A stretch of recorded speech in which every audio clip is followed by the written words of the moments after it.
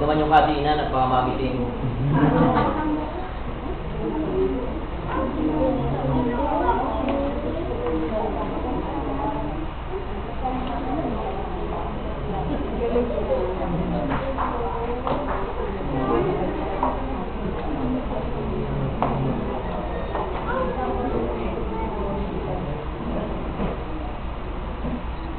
Atin pong pakinggan ang salita ng Diyos. Kung gusto po ninyo sundan yung babasahin ko, page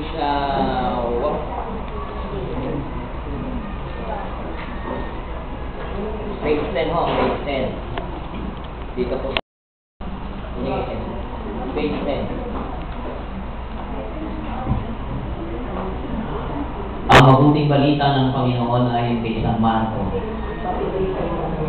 May nagdala ng bata kay Jesus upang hilingin na ipako niya sa mga ito ang kanyang kamay. Ngunit pinagbigaan sila ng mga alagad. Nagalit si Jesus nang makita ito at sinabi sa kanila, pabayaan ninyong lumapit sa akin ng mga bata, huwag niyo silang sawayin, sapagkat sa mga katulad nila naghahari ang Diyos.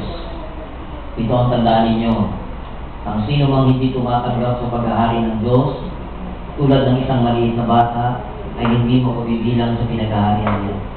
At kinalaw ni Jesus ang mga bata, ipinako ang kanyang kamay sa kanila, at pinagpala sila.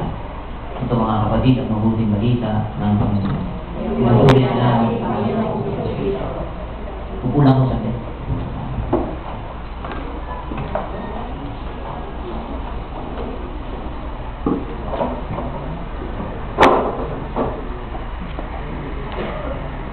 Magandang umaga.